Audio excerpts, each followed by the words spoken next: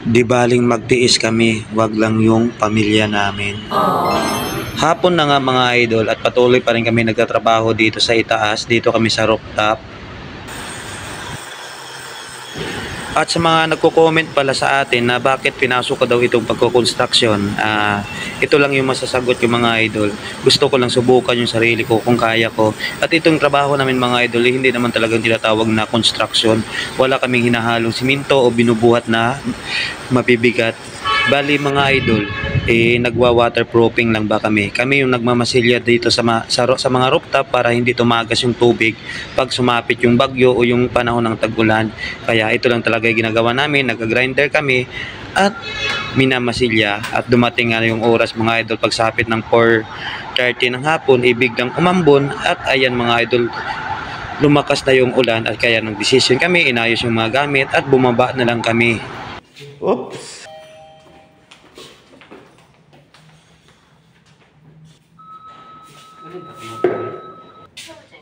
Sino yung iniisip? Sino yung iniisip suhay? Oo, bukas yun. May iniisip ay. Tama.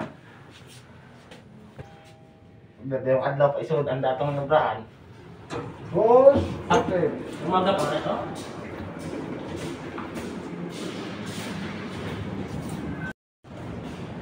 At pagdating ko nga ng barracks mga idol, ay agad-agad tayo nagpaksiw ng galunggong. Ganyan ang kaliit yan mga idol.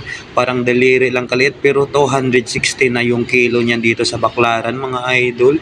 At ano pa, mahal na yung presyo, hindi pa fresh mga idol. Kasi pagsapit talaga ng hapon, ano na talaga, yung putok na yung mga bituka, medyo may itim na talaga yung mga hasang nila. Kaya kailangan na lang natin paksiwin, kumpletuhin na lang natin yung mga sahog niya mga idol, tulad ng mga sili na yan, pampantanggal lansa yung mga idol. Kaya papaksiwin na lang natin yung mga idol at papatungan natin ng talong sa itaas. Yan lang din kasi yung gulay, kahit yung gulay mga idol, isang talong dito halaga na ng 30 pesos, kahit isang piraso lang. Kaya tipid-tipid muna talaga kami mga idol para lang makatikim ng gulay. At nang medyo na luto na sa suka mga idol, nilagyan ko lang ito ng mantika para ano ba, pampatay talaga ng lansa niya. At siyempre dagdag pampasarap yan. At hindi malata na luma ng isda natin kasi kumikintab na sa mantika. At pagluto ng mga idol, siyempre pinagsalo-saluhan na namin yan kahit tatlo. Yan yung pagkain namin ngayon mga idol for dinner, kaya kain muna tayo.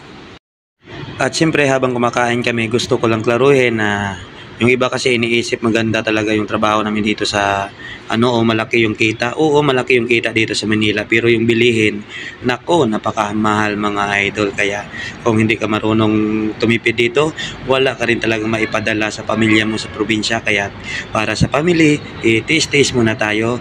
Di bali mahirapan kami, wag lang yung pamilya namin.